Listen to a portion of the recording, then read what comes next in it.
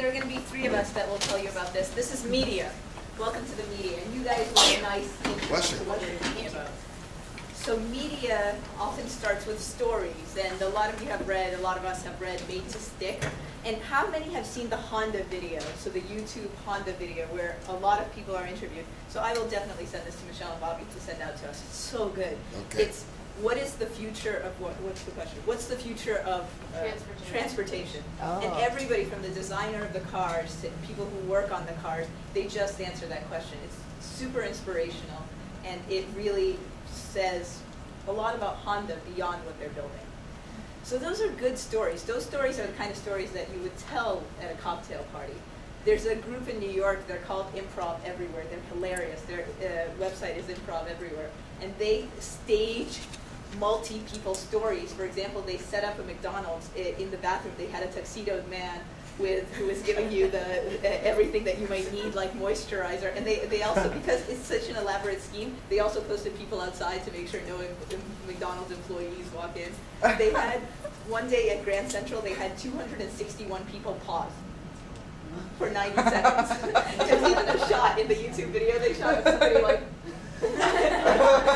somebody. So it's a story that you can then tell because you can see it for yourself.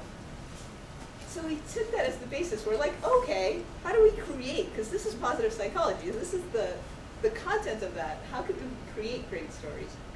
So we have three ways. We're going to save the company, the investor, $3 million. Our investor only needs to invest $2 million, and we're showing a way of how the investor can get the money back as well. So the first way, media. What if we can help them solve their biggest problem? So what's New York Times' biggest problem? Circulation. Like everything, all of that. Viewership, circulation, like money, right? Is that what you said? Yeah. So what if here we are at an AI conference. What if we could do an AI conference for them about a topic like saving journalism or saving local journalism? So even if you do have to close down a local office, can you get bloggers? Can you get a different way to do this? How can you brainstorm all this as a group? Or making money in social media, which may or may not be possible. So what we're thinking is an AI session on the TV industry, or an AI session on the radio industry, or on the newspaper industry, and actually get them together and figure out their problems. Because if we want people to cover how cool this stuff is, I mean, we know it's cool because we experience it, right? Like, you know, James Kowalski makes us do things like can lines. So it's good. We experience this stuff, which is why we know it's good. So that's what we're saying. If they've experienced it, then when they cover it, they can really cover it. So that's the first part. So the second part of what we were proposing, which is similar to the first group, is we want to collect stories, but we had a different approach. So we thought that there are stories all over the world. So what we should be doing is building a platform that makes it really easy for anyone to contribute stories that show positive business. So we're going to put a structure whereby you could say, you know, here's what we did, here's how it happened, here's how it's representative excuse me, of positive business. And we might collect hundreds of thousands of stories from around the world.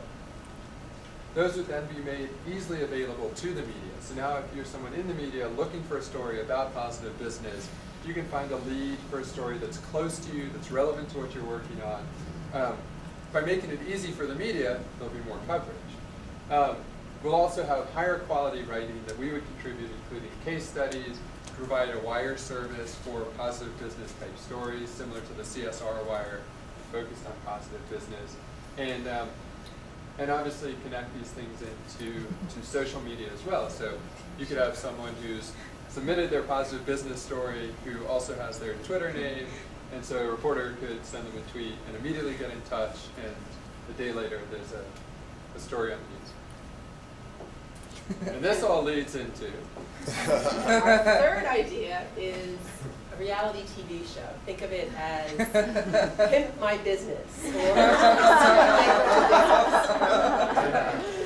So our idea on this is that we actually create the stories ourselves, and the money gets used to seed consultants.